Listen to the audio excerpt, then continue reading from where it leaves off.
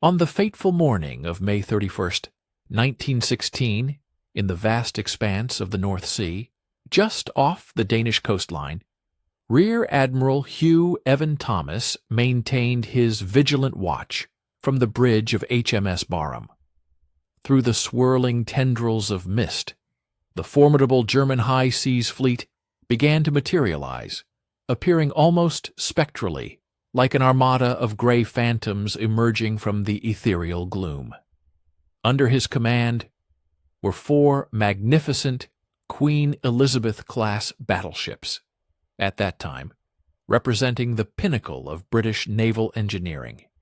These behemoths were armed with colossal 15-inch gun barrels, formidable instruments of war capable of propelling 1-ton shells across an astonishing distance of 15 miles, embodying the might of the Royal Navy. Yet a grave predicament, a truly catastrophic issue, was rapidly unfolding, poised to claim countless British lives. 6 miles ahead, Vice Admiral David Beatty's squadron of battlecruisers was hurtling headlong towards the German formations at a blistering speed of 25 knots, already engaged in a ferocious exchange with the adversary. Beatty's frantic signals implored Evan Thomas to follow at maximum possible velocity. However, Evan Thomas's majestic battleships, for all their power and grandeur, could only muster a top speed of 24 knots, and even that required pushing their conventional reciprocating engines to their absolute, screaming, mechanical limits. Stay with us and watch the end of the video to uncover the full story behind this pivotal moment in naval history. We would be immensely grateful for your like and subscription. Please also share a comment about where you are from and what your thoughts are on the critical topic discussed in this video. The cold, hard mathematics of the situation were utterly brutal. With every passing minute, Evan Thomas's squadron lagged behind. The perilous gap between his battleships and Beatty's battlecruisers inexorably widened by an additional 100 yards. This meant Beatty's more lightly armored ships were left to confront the heavily gunned German dreadnoughts in an isolated and increasingly desperate struggle, and they were tragically being annihilated. At precisely 4 p.m., the HMS Indefatigable suffered a catastrophic explosion. A German shell had found its mark, detonating her magazine, and in mere seconds, 1,017 brave men perished. Just 26 minutes later, at 4:26 p.m., the HMS Queen Mary disintegrated in a colossal fireball, claiming another 1,266 lives in its devastating inferno. Witnessing his fleet ablaze and ships vanishing in fiery eruptions, Beatty uttered words that would forever resonate through the annals of naval history. There seems to be something wrong with our bloody ships today. However, the true source of the calamity was not the ships themselves, but rather their antiquated engines. More profoundly, it lay in a pivotal strategic decision Britain had made a decade earlier, a choice that virtually every admiral had condemned as suicidal, that every naval engineer had predicted would inevitably lead to the fleet's destruction, and which conventional wisdom had unequivocally declared an impossibility. The year was 1906, and a singular individual had staked Britain's long-held naval supremacy on a profoundly radical and untested propulsion system. Senior naval officers had vociferously warned that this innovation would literally tear ships apart at sea due to its inherent instability. This audacious individual was Charles Algernon Parsons, notably not a naval officer himself, but a civilian engineer who had dedicated his professional life to the development and construction of electrical generators. What Rear Admiral Evan Thomas, standing stoically on the Barham's Bridge, did not comprehend, as his battleships valiantly but futilely struggled to close the distance with the enemy, was the stark reality that his magnificent vessels were already technologically obsolete. They were propelled by the very same reciprocating steam engines that had served as the driving force for warships for half a century. Massive pistons, tirelessly hammering up and down, converting steam pressure into mechanical motion through sheer, unrefined, brute force. Meanwhile, a mere 6 miles ahead, the HMS Lion, serving as Beatty's flagship, was powered by something truly revolutionary, a technological marvel that every single expert had dismissed as unworkable. This groundbreaking innovation was precisely what enabled the British battlecruisers to achieve and sustain speeds that reciprocating engines could never possibly match. While the Battle of Jutland would ultimately conclude in a tactical draw, it would undeniably prove, through the crucible of blood and fire, that Charles Parsons' seemingly suicidal invention had irrevocably transformed naval warfare. The venerable age of the reciprocating engine was definitively over, and the era of the turbine had dawned. This monumental shift, this paradigm alteration, had its genesis in one man's unwavering refusal to accept what everyone else considered an undeniable impossibility. The genesis of this profound problem can be traced back to 1890, a period when Britain found itself grappling with an escalating strategic nightmare.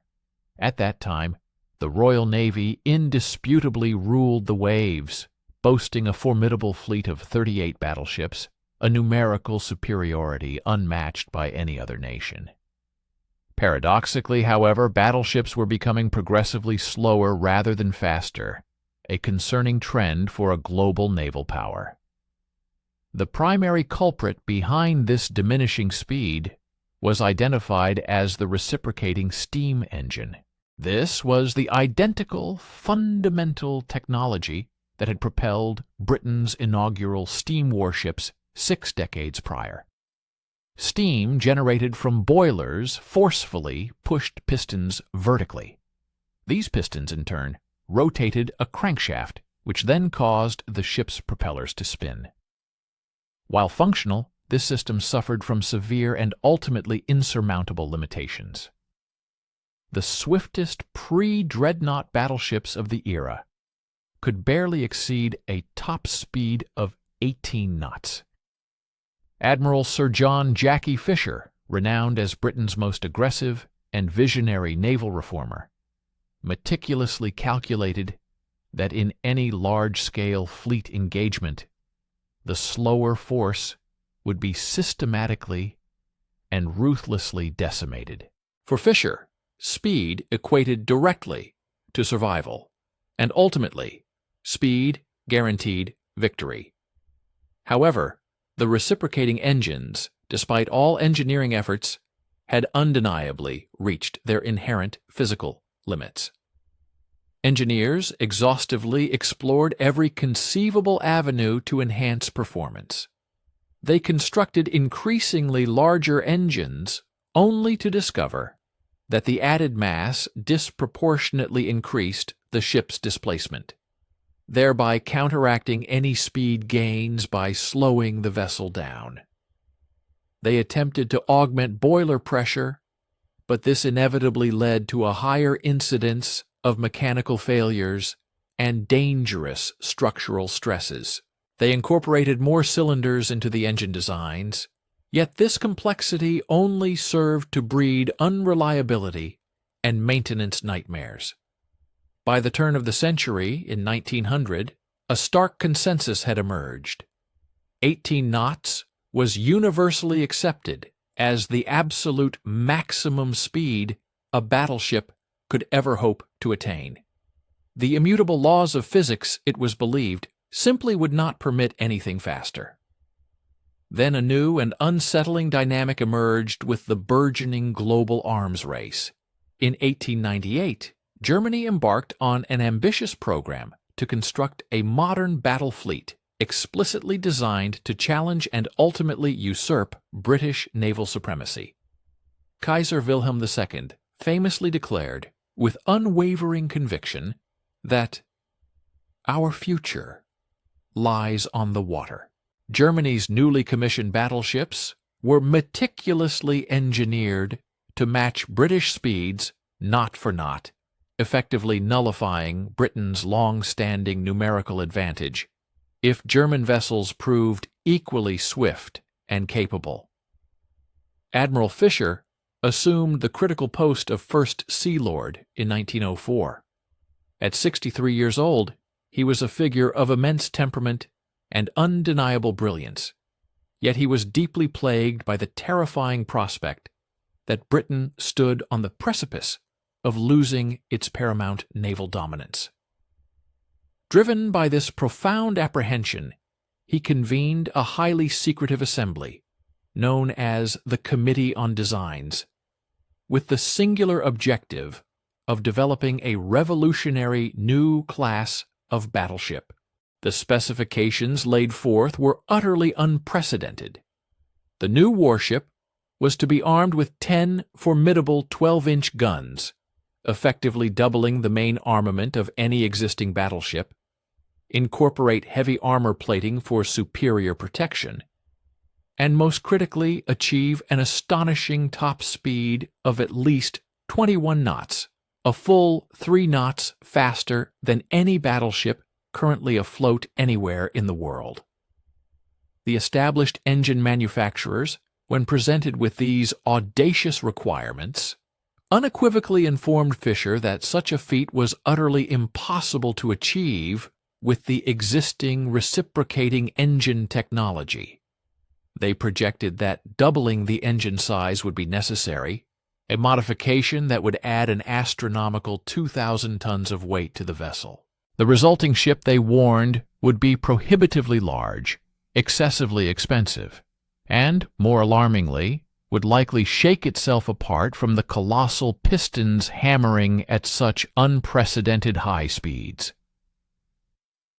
Fisher's own engineers corroborated these dire assessments, presenting him with grim and unassailable calculations.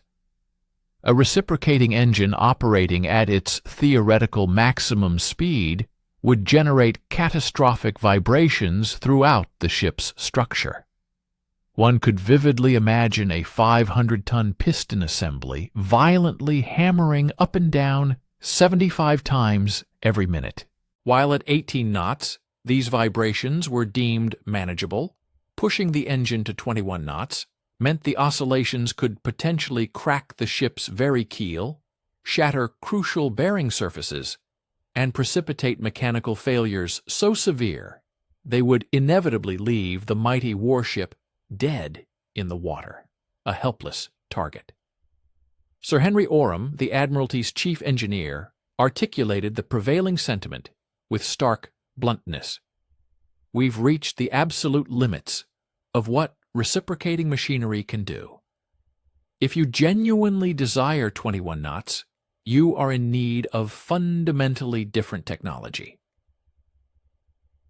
But the crucial question remained: what alternative technology could possibly fulfill these demands? Every single warship across the globe relied on reciprocating engines. They were tried, tested, and proven to be reliable. Naval officers intimately understood their mechanics and operation, and shore facilities were well equipped and experienced in their repair and maintenance.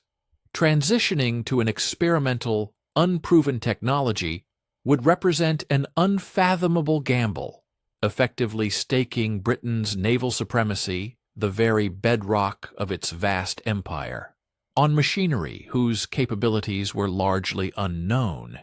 The strategic stakes could not have been higher. Britain imported a staggering 60% of its food supply, and the Royal Navy served as the indispensable guardian of these vital supply lines. A loss of naval supremacy would inevitably condemn Britain to starvation. Admiral Fisher was acutely aware that the German battle fleet was expanding at an alarming rate of 12 new capital ships per year. Britain desperately required a technological breakthrough, and it needed it immediately. A pivotal technological breakthrough was desperately needed, and the moment for its arrival was now. In November of 1904, a specialized committee, led by Admiral Fisher, meticulously examined a total of 43 distinct proposals for ship propulsion.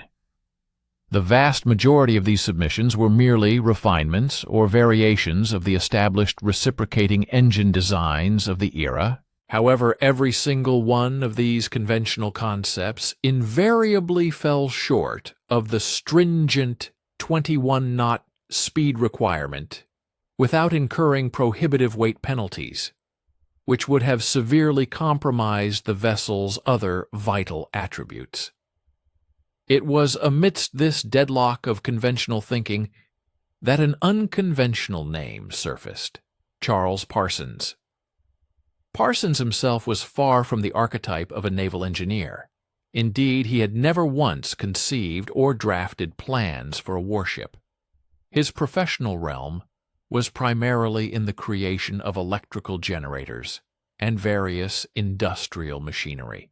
Yet, for some time, he had been diligently experimenting with a groundbreaking device known as a steam turbine, a profoundly revolutionary method for transforming the latent energy of steam into continuous rotational motion. In stark contrast to the jarring back-and-forth action of pistons, his ingenious design channeled steam through an intricate array of precisely angled blades, causing a central shaft to spin with remarkable smoothness at thousands of revolutions per minute. Initially, the seasoned officers of the Royal Navy summarily dismissed this novel concept. Their immediate objections centered on the turbines being unproven, inherently complicated, and fraught with unacceptable risks. However, Admiral Fisher found himself in an increasingly precarious and desperate situation.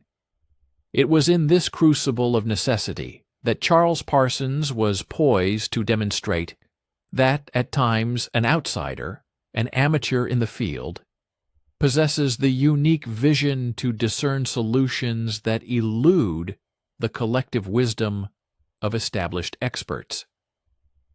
We invite you to stay with us and watch the end of the video. We will be grateful for your like and subscription. Please leave a comment about where you are from and what you think about the video topic. In 1904, Charles Algernon Parsons had reached the age of 50. Though born the scion of an Irish earl, his life's true calling had drawn him away from the opulent confines of aristocratic drawing rooms and into the practical, grease-stained world of engineering workshops. With a distinguished mathematical education from Cambridge, he had dedicated his career to various industrial enterprises, specializing in the design of dynamos and sophisticated electrical apparatus. His hands bore the unmistakable marks of a craftsman, testament to years of practical application, and his intellect was perpetually engaged in the intricate ballet of mechanical motions and the pursuit of thermodynamic efficiencies. Critically, he possessed absolutely no prior experience in naval architecture or marine engineering. 2 decades prior, in 1884, long before Fisher's committee ever considered contacting him, Parsons had constructed his inaugural steam turbine. The fundamental principle was elegantly simple.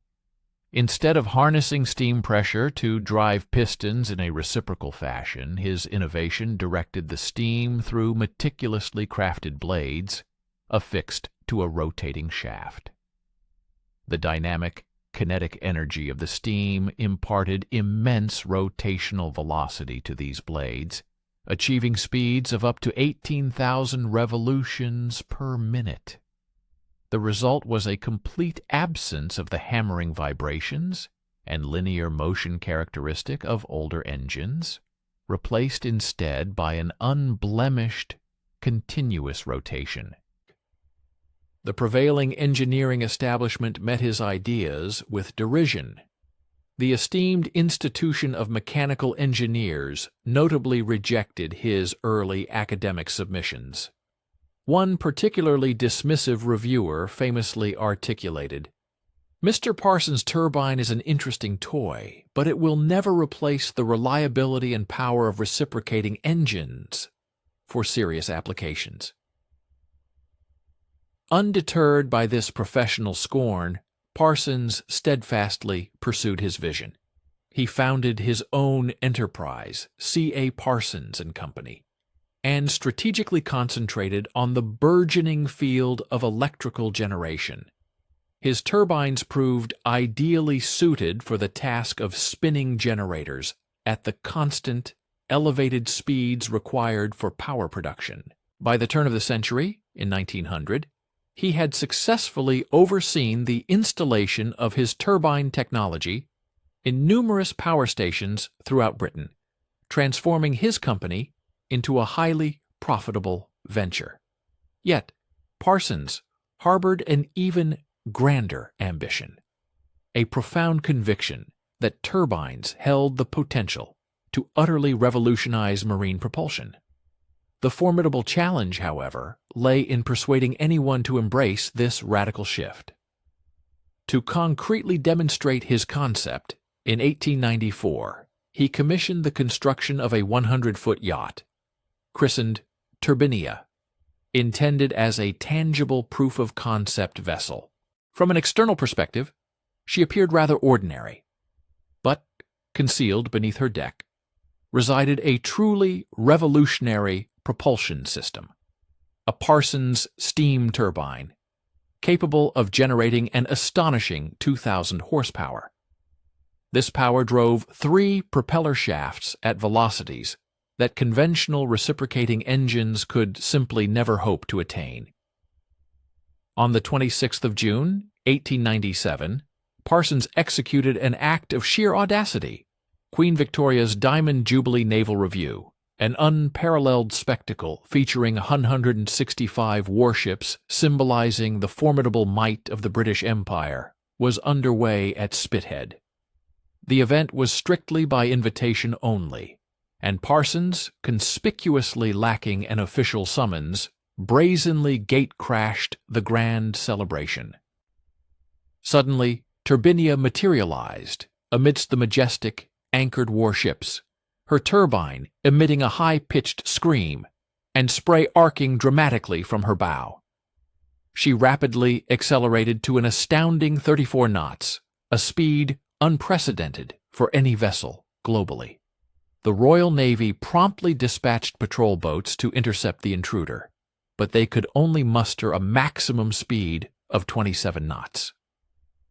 Turbinia effortlessly outran them, deftly weaving through the towering battleships, effectively making the Navy appear rather inept in the presence of their monarch. Naval officers were predictably incensed, and the Admiralty seriously contemplated legal action against Parsons for his unauthorized intrusion. Nevertheless, a contingent of younger, more forward-thinking officers found themselves genuinely intrigued. Subsequently, the destroyer HMS Viper was fitted with experimental turbines in 1899, achieving an incredible 36 knots, a speed previously deemed impossible. Tragically, Viper ran aground and was lost in 1901. Another destroyer, HMS Cobra, also received turbines. She catastrophically broke apart in heavy seas in 1901, resulting in the tragic loss of 67 lives. These unfortunate incidents regrettably served to reinforce the prevailing conventional wisdom. Turbines were perceived as excessively risky, overly experimental, and far too perilous for deployment in capital ships. However, in November 1904, when Admiral Fisher's committee was at its wit's end, desperately seeking a solution to the critical speed dilemma, the memory of Turbinia resurfaced. They recalled that experimental yacht, seemingly dancing through the review fleet at utterly impossible velocities. Admiral Fisher subsequently summoned Parsons to the Admiralty. Parsons arrived meticulously prepared, bringing with him comprehensive drawings, detailed calculations, and extensive test data accumulated over a decade of turbine operations in both power stations and merchant vessels. He presented Fisher with a compelling proposal: integrate turbines into the design of the new battleship.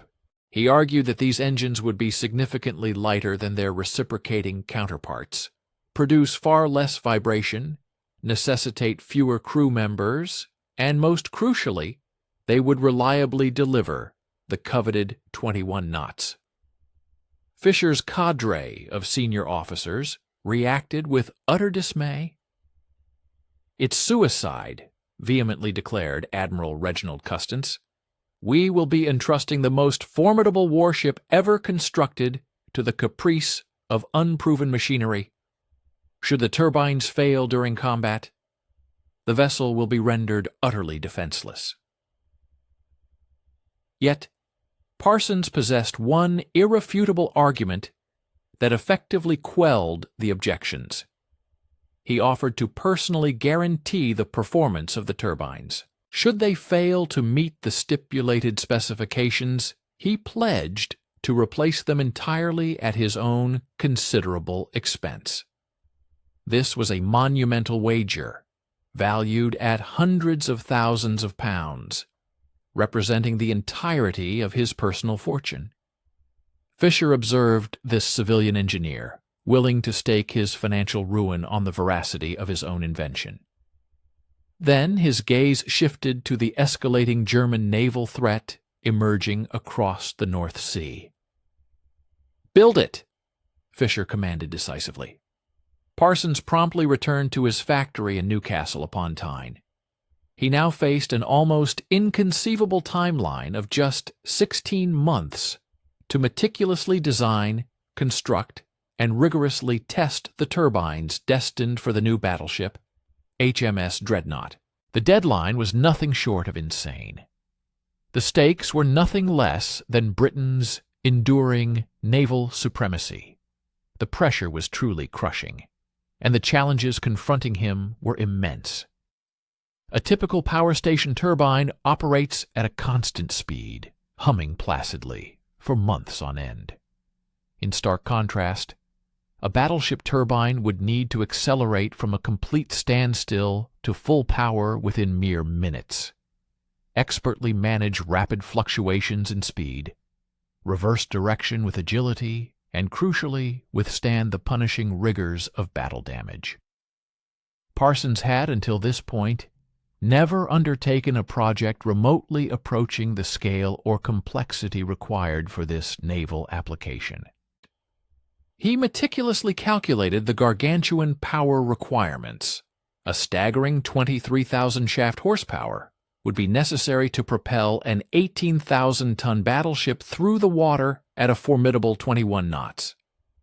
This monumental task would necessitate 4 colossal turbines, configured as high-pressure and low-pressure pairs for both the port and starboard propeller shafts. Each individual turbine would be required to spin at 380 revolutions per minute, while effectively handling superheated steam at an immense pressure of 265 pounds per square inch. The propulsion system for this innovative vessel relied on steam, pressurized to an astounding 265 pounds per square inch.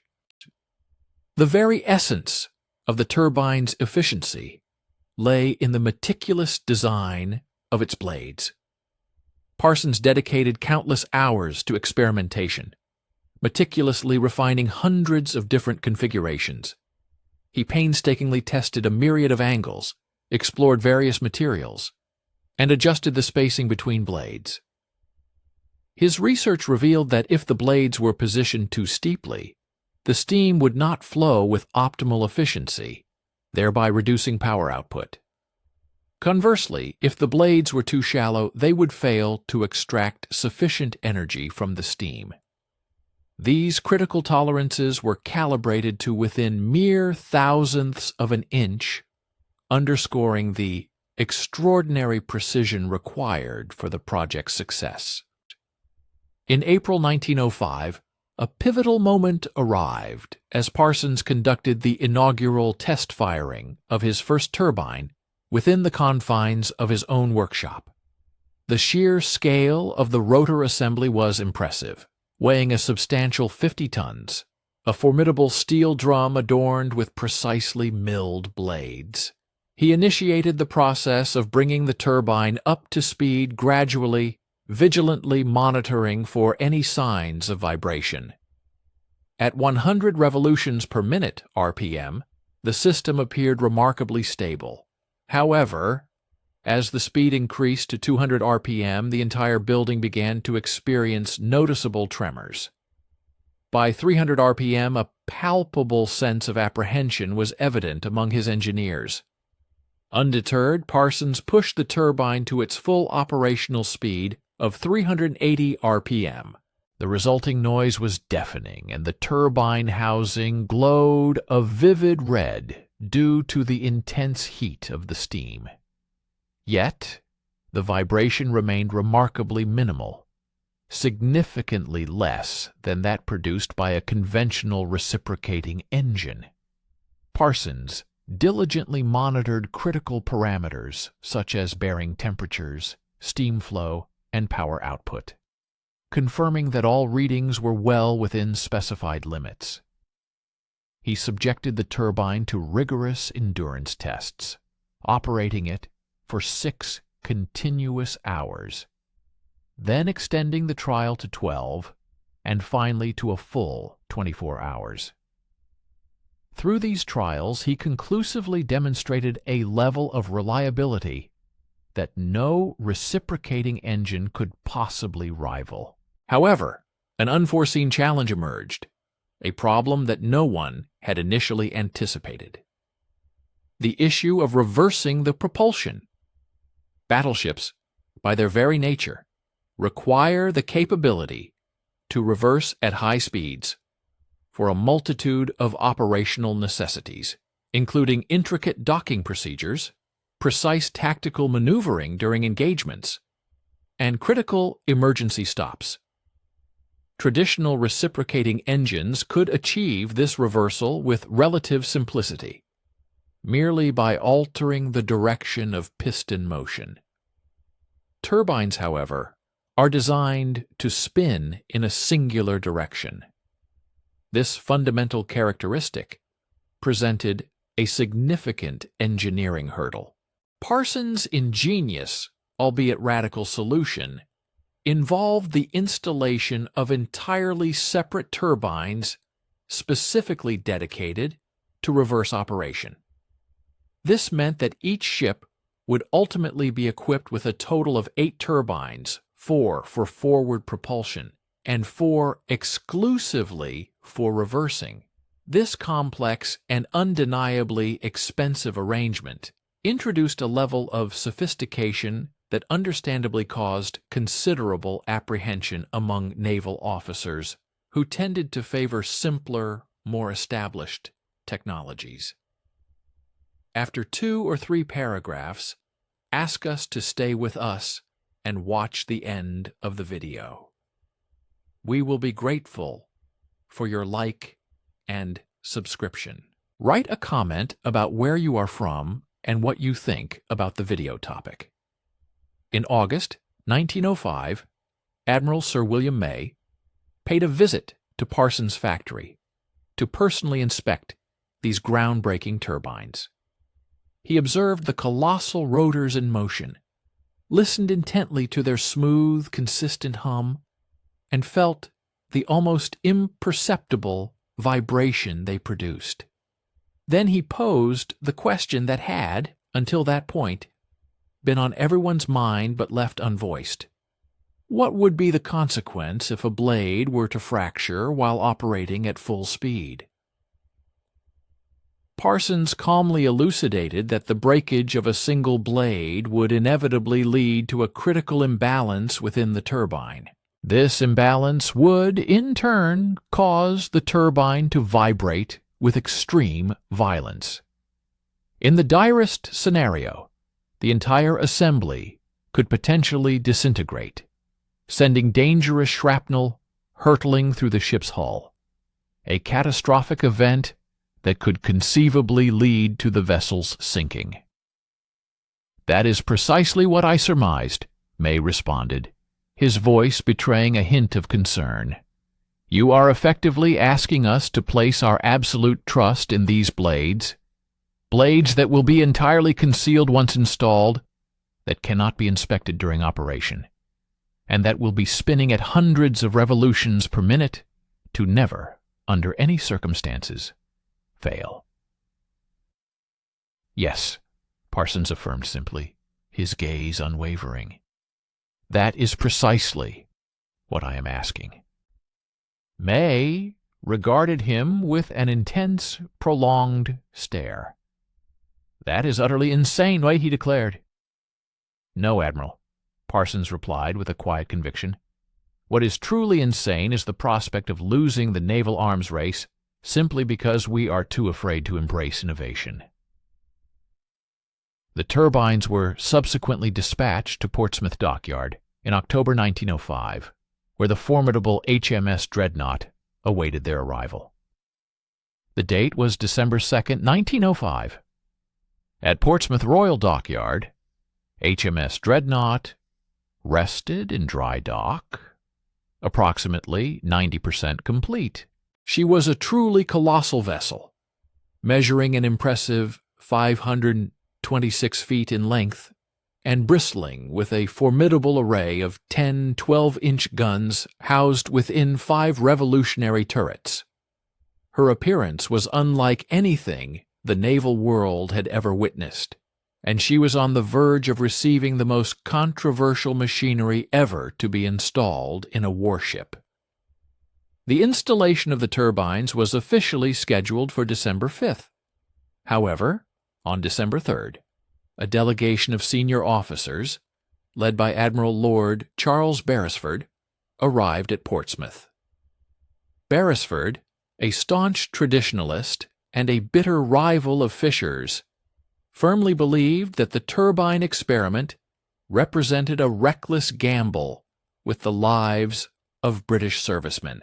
Beresford immediately demanded an emergency meeting with the dockyard superintendent, to which Parsons was also summoned. The crucial meeting took place in the Admiral's office, which offered a commanding view of the harbor. "Mr. Parsons," Beresford began, his voice imbued with an unmistakable air of condescension, "I have thoroughly reviewed your turbine specifications. I have also consulted with numerous experienced marine engineers. The prevailing consensus is unequivocally clear. Your machinery is fundamentally unsuitable for a capital ship."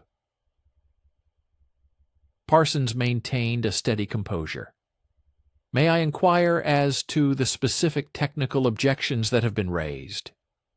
he asked calmly. "Where indeed shall I commence?" Beresford retorted, pulling out a prepared list.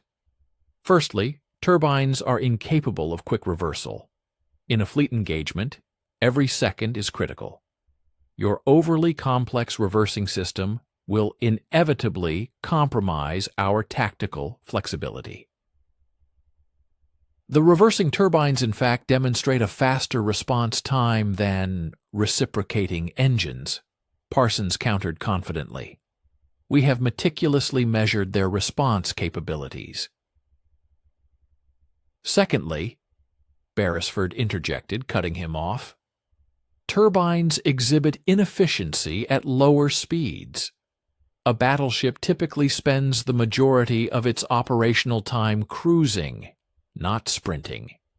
Your design will, therefore, consume an excessive amount of fuel.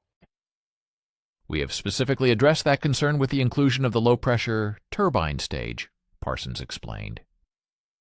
Thirdly, and most damningly, Beresford's voice escalated, your turbines represent a single point of failure. Should one turbine malfunction, the ship will lose propulsion on that particular shaft. With reciprocating engines, we possess the capability to undertake repairs at sea. Your turbines, however, are sealed units. If they fail, the ship will be forced to limp home, utterly helpless. A profound silence descended upon the room. It was an undeniably devastating argument, and Parsons was acutely aware of its weight, as was everyone else present. Admiral Sir Philip Watts, the esteemed director of naval construction, cleared his throat. Mr. Parsons, Lord Beresford raises concerns that are undeniably valid. Perhaps we ought to reconsider. We could potentially redesign Dreadnought to accommodate reciprocating engines. This would, of course, delay the commissioning by an additional 6 months, but... No. Fisher's voice sliced through the tense atmosphere of the room like a sharpened blade. He had been quietly observing from a corner, and now he rose to his feet. Every officer in the room instinctively stiffened to attention. Admiral Fisher, Beresford protested, his voice laced with indignation. I must respectfully insist. You may insist all you desire, Charles. Fisher's eyes were cold and unyielding.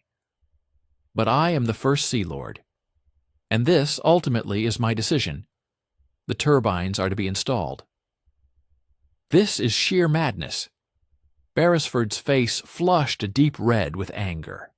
You are effectively wagering the entire future of the Navy on unproven technology developed by a civilian who has never once designed a warship. The room erupted into a cacophony of voices. Officers began arguing vehemently, their voices raised, decades of simmering professional rivalry spilling over into open conflict. Beresford's faction, comprised primarily of older, more traditionalist officers, loudly decried the perceived recklessness. Fisher's staunch supporters, in turn, passionately countered with arguments concerning the escalating German threats and the undeniable exigency of tactical necessity. The intense discussion among naval officers had once again circled back to the pressing matter of German naval expansion and the immediate tactical necessities facing the Royal Navy. Admiral Fisher, allowing the heated debate to run its course for a time, eventually raised his hand, a gesture that immediately brought a hush over the room. Gentlemen, Fisher began, his voice calm yet carrying an undeniable weight of authority. Allow me to articulate what truly constitutes madness in our current predicament. It is utterly illogical to passively observe Germany meticulously constructing a formidable battle fleet, while we, the guardians of the world's oceans, obstinately cling to outdated and inferior technological paradigms. It is nothing short of insanity to authorize the construction of new battleships that, even before their launch, are demonstrably slower than the adversary's most recent designs. And perhaps most egregious of all, it is an act of self-destruction to permit a pervasive fear of bold innovation to dismantle the very naval supremacy that the legendary Admiral Nelson so painstakingly forged for this nation. He then directed his gaze towards Mr. Parsons, the civilian engineer whose groundbreaking work was at the heart of this controversy. Mr. Parsons, you have provided an unequivocal assurance that these steam turbines will not only meet but exceed all specified performance criteria. Should they, by some unforeseen circumstance, fail to deliver on these promises, you have pledged to replace them entirely at your own expense. Is that not correct? Parsons, meeting the Admiral's intense stare with a resolute expression, affirmed, "Yes, Admiral, that is my unwavering commitment." Fisher pressed further, his tone growing more serious. "And should these turbines fail in the crucible of battle, leading directly to the loss of British sailors' lives due to their malfunction?" Parsons' response was immediate and heartfelt. "Then I would carry the burden of that failure for the remainder of my existence." "However, they will not fail, Admiral. I have subjected these turbines to rigorous testing and refinement for a full decade. I possess an absolute certainty in their operational integrity." Fisher acknowledged this with a slow, deliberate nod before turning his attention to Beresford. "Charles," he stated, his voice firm, "your considerable objections have been duly noted and recorded, but the strategic decision remains unalterable. The HMS Dreadnought will be equipped with these turbines. Should they unfortunately falter, I will personally assume complete and unreserved responsibility. But if they achieve success, and I am convinced they will, Great Britain will secure a decisive 3-knot speed advantage over every other battleship currently afloat. That crucial differential in speed will, without question, preserve the lives of countless British seamen." With a visible display of indignation, Beresford abruptly stormed out of the chamber, followed by a handful of sympathetic officers, though the substantial majority chose to remain. "Proceed with the installation of the turbines," Fisher commanded. True to his word, on the 5th of December 1905, Parsons' 4 colossal steam turbines were meticulously lowered into the Dreadnought's cavernous engine rooms by a powerful crane. The following morning dawned with a flurry of activity, as diligent workers commenced the intricate process of interconnecting the numerous steam lines originating from the 18 Babcock and Wilcox boilers. At this pivotal juncture, the destiny of HMS Dreadnought, and indeed the overarching naval supremacy of the entire British Empire, precariously rested upon the shoulders of a single civilian engineer who had dared to promise an achievement widely considered impossible. Then, on the 3rd of February 1906, under the vast expanse of the North Sea, approximately 15 miles distant from the bustling port of Portsmouth, HMS Dreadnought gracefully cast off her moorings to embark upon her inaugural series of sea trials. Admiral Sir Reginald Bacon, the esteemed captain of the Dreadnought, stood with a commanding presence upon the bridge, his gaze fixed on the horizon. Below decks, a dedicated team of engineers meticulously prepared to ignite the massive boilers for the very first time while the vessel was underway. Charles Parsons himself was also present, a testament to Admiral Fisher's specific insistence that if the turbines were to fail, Parsons would bear personal witness to their unfortunate demise. The massive boilers were gradually activated, coming online one by one, their internal pressures escalating steadily. 100 psi, then 150, reaching 200, and finally settling at a formidable 265 psi. This superheated steam was then channeled through the intricate network of lines, feeding directly into the waiting turbines. Deep within the steel confines of the engine rooms, crew members observed with palpable apprehension as the immense rotors slowly but surely began their rotational dance. Admiral Bacon's voice cut through the tension, ordering a speed of 5 knots. To the collective relief of those present, Dreadnought glided forward with remarkable smoothness. There was an almost eerie absence of perceptible vibration. No jarring or unusual mechanical sounds, merely the soft, consistent hum of the turbines spinning at their initial low speed. The order for 10 knots followed, and still the ship progressed with an unblemished smoothness. At 15 knots, the colossal vessel moved through the moderate swells of the sea with an effortless grace. Officers on the bridge exchanged knowing glances. Traditional battleships, powered by their hammering, reciprocating engines, would typically be shaking noticeably at such a speed, a stark contrast to the dreadnought's serene composure. Please stay with us and watch the end of the video. We will be grateful for your like and subscription. Please write a comment below about where you are from and what you think about the video topic. All ahead full, Bacon's decisive command resonated.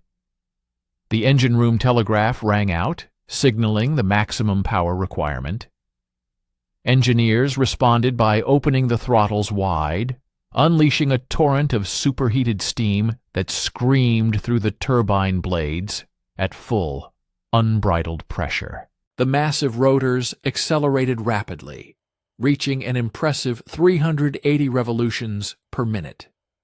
A staggering 23,000 horsepower was now being channeled with precision through 4 shafts to propel the ship's 4 propellers.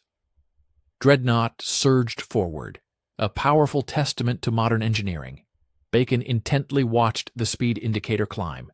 16 knots, then 17, pushing past 18, a speed that represented the absolute maximum for most traditional battleships of the era.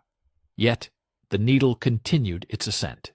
19 knots, then 20, even at 20. 5 knots. The vibration remained remarkably minimal, prompting smiles of growing confidence among the officers. At 21 knots, Dreadnought was operating with a fluidity and quietude superior to any battleship they had ever served upon. Bacon pushed the vessel further, reaching a sustained speed of 21. 6 knots. The ship maintained this extraordinary pace for 6 continuous hours, a feat previously unimaginable. Parsons, ever vigilant, remained in the engine room, meticulously monitoring bearing temperatures, listening intently to the subtle note of the turbines, and scrupulously checking for any nascent sign of trouble. There was none. The turbines were performing flawlessly, running even cooler and quieter than his most optimistic calculations had predicted. The comprehensive trials extended over 3 days, during which Dreadnought underwent rigorous evaluation of high-speed maneuvers, emergency stop procedures, and rapid acceleration capabilities. The reversing turbines, a critical component, also performed with impeccable precision. On the 6th of February, Admiral Bacon dispatched an unequivocal message to Admiral Fisher. Turbines exceed all expectations. Speed, reliability, and handling are superior to reciprocating engines in every measurable way. The Admiralty, recognizing the profound significance of these findings, promptly published the trial results, sending ripples of astonishment throughout the international naval community. Britain had successfully constructed a battleship that was a full 3 knots faster than any other warship currently afloat. More crucially, the Dreadnought demonstrated an unprecedented ability to sustain these high speeds for extended durations without succumbing to the severe mechanical stresses and breakdowns that invariably plagued reciprocating engines. The German Empire, fully grasping the immediate and existential threat, recognized the implications without delay. Admiral Alfred von Tirpitz, the visionary architect behind Germany's ambitious naval expansion, upon reviewing the detailed reports, instantly comprehended that Germany's entire existing battle fleet had, in a single stroke, been rendered obsolete. Every capital ship they had commissioned within the preceding 10 years was now demonstrably slower than the new dreadnought. Worse still, Britain now possessed the capability to construct an entire fleet of these revolutionary turbine-powered battleships long before Germany could even hope to master the complex technology. The global naval arms race, already simmering with tension, immediately shifted into a dramatically accelerated overdrive. Britain, capitalizing on its technological lead, laid down the keels for 3 more turbine-powered battleships in the year 1906 alone. Germany responded with an urgent and comprehensive overhaul of its entire naval construction program, frantically endeavoring to incorporate turbine technology into its future designs. France, Russia, Japan, Italy, indeed, every major naval power across the globe scrambled to develop and integrate steam turbines into their own fleets.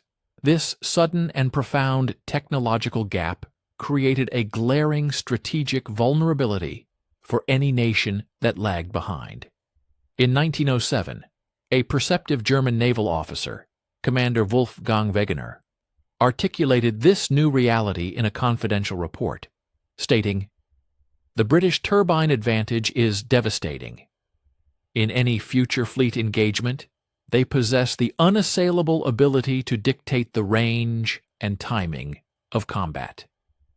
They can pursue with impunity, they can retreat at will, they can concentrate their formidable force precisely where our defenses are weakest.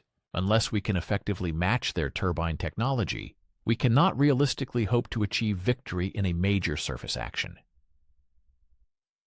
The ultimate vindication of Fisher's daring vision and Parsons' engineering genius materialized at the monumental Battle of Jutland on the 31st of May, 1916.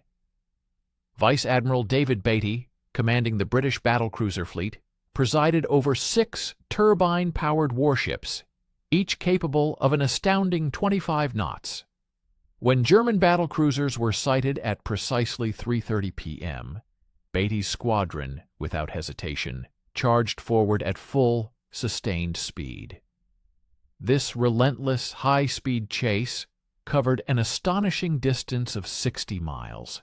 Under such extreme and prolonged stress, traditional reciprocating engines would have inevitably suffered catastrophic mechanical failures.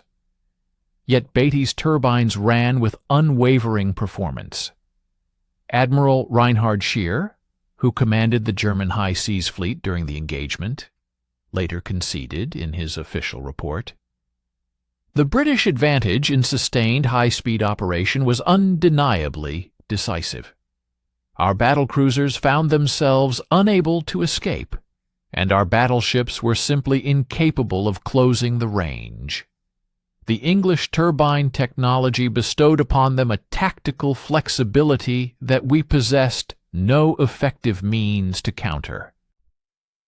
The profound implications of this technological leap meant that opposing forces found themselves facing an insurmountable advantage, a capability they simply could not match or effectively counteract. The quantifiable outcomes vividly illustrate this narrative.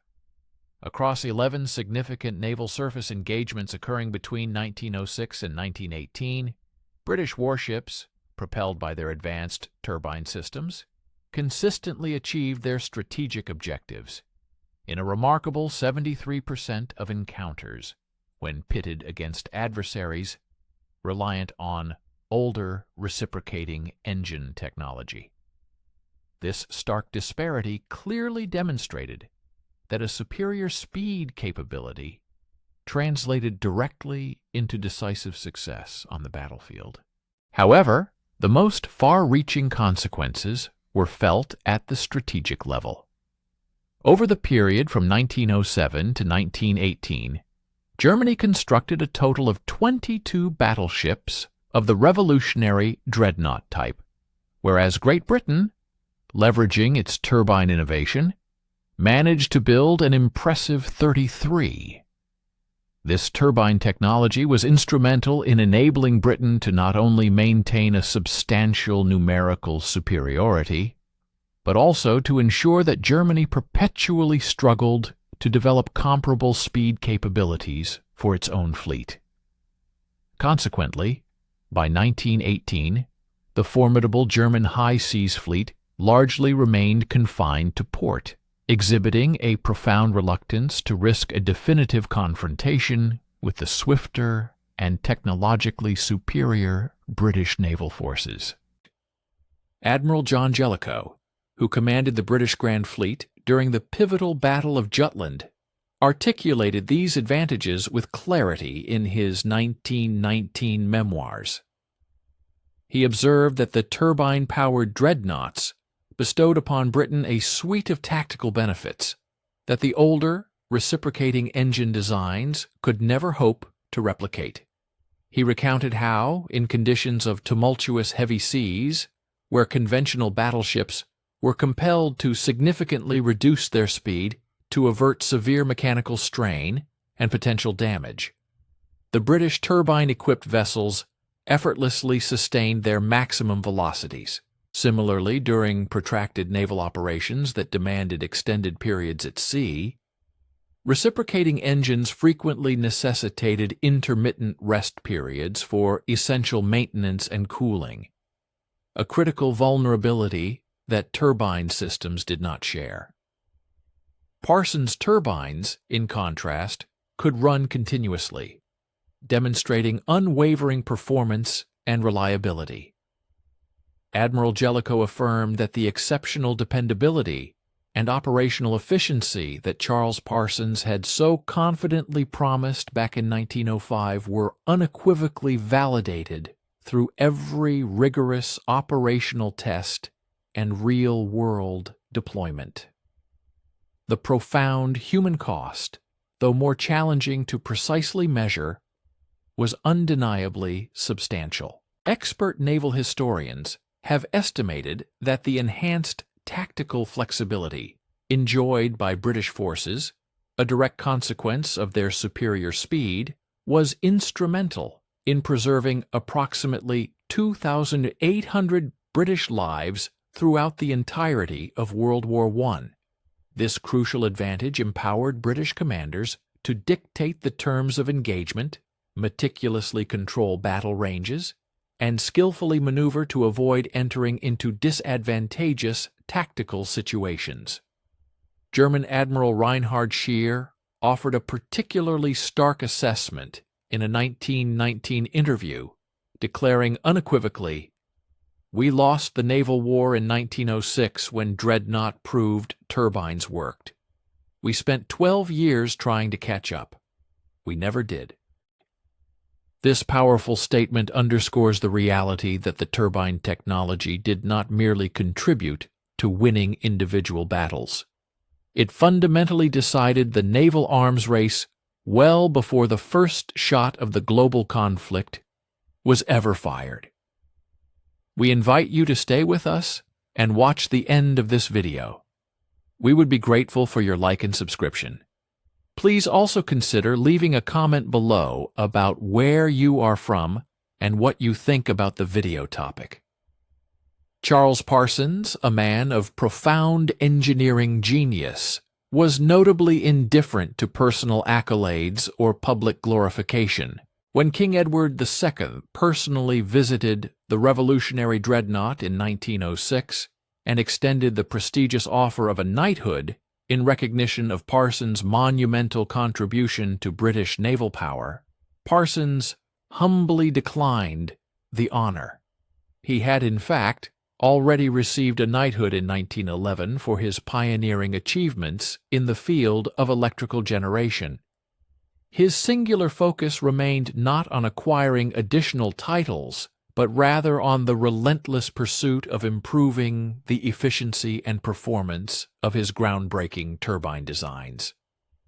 Following the unequivocal success of the dreadnought, orders for Parsons' innovative turbines began to inundate his workshops from every major navy across the globe. By 1914, an impressive 74 British warships were actively operating with his designs, a number that swelled dramatically to 286 by 1918. The remarkable technology rapidly disseminated internationally, with nations such as Japan, the United States, France, Italy, and eventually even Germany, securing licenses for Parsons' designs. Parsons dedicated his life to the continuous refinement of turbine efficiency, a pursuit he maintained until his passing on February 11, 1931, at the age of 76, aboard the steamship Duchess of Richmond, while returning from a cruise in the West Indies. His obituary in the Times eloquently acknowledged his legacy, stating that Sir Charles Parsons revolutionized marine propulsion more completely than any engineer since James Watt invented the steam engine. Despite his monumental accomplishments, Parsons rarely engaged in public discourse about his own achievements. In a rare interview granted in 1927, one of the very few he ever gave, he reflected with a quiet profundity on the immense gamble taken by the Admiralty in commissioning the Dreadnought. He acknowledged that Admiral Fisher had, in essence, wagered Britain's naval supremacy on the accuracy of his intricate calculations. "I think about that sometimes," Parsons mused, contemplating the profound historical implications. What would have happened if I'd been wrong? The turbines could have failed. Britain could have lost its advantage. The course of history might have changed. His ultimate sentiment was one of deep gratitude. "I'm grateful I got the engineering right." The sheer volume of production figures serves as a compelling testament to the enduring and widespread impact of his work. Between the years 1906 and 1945, a staggering total of over 12,000 turbine-powered warships were constructed across the globe.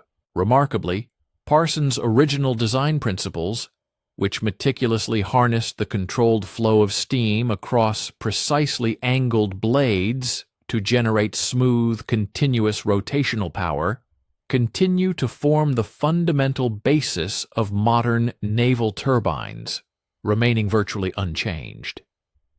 His modern legacy is conspicuously visible in today's maritime prowess.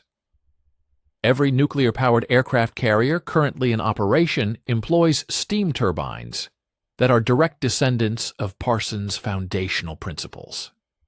For instance, the formidable USS Gerald R. Ford, commissioned in 2017, generates an astonishing 280,000 shaft horsepower through turbine systems that are direct technological progeny of the very units Parsons engineered for the Dreadnought, a remarkable 111 years prior. Furthermore, the gas turbines that propel contemporary warships, such as the GT turbines found in modern destroyers and frigates, utilize the identical blade geometry and principles of fluid dynamics that Parsons so ingeniously pioneered. Even the ubiquitous jet engines which power modern aviation are fundamentally turbines, applying Parsons' core innovations to the dynamics of compressed air instead of steam. Admiral Sir John Fisher, the visionary who staked his entire career and Britain's naval future on Parsons' revolutionary technology, penned in his 1919 memoirs that history will record Dreadnought as the ship that revolutionized naval warfare. However, it is imperative that historians also justly commemorate Charles Parsons, the civilian engineer who courageously risked not only his personal fortune, but also his professional reputation to conclusively demonstrate that genuine innovation consistently triumphs over entrenched tradition. It was he who bestowed upon Britain the decisive speed advantage that ultimately secured victory in the fiercely contested naval arms race. The enduring morale embedded within Parsons' compelling story extends far beyond the specialized realm of naval engineering. At the time, virtually every expert in the field asserted that turbines were wholly unsuitable for battleships. Every conventional analytical assessment purportedly demonstrated their inevitable failure. Every traditionalist vehemently warned that embracing such experimental technology would undoubtedly lead to a tragic loss of British lives.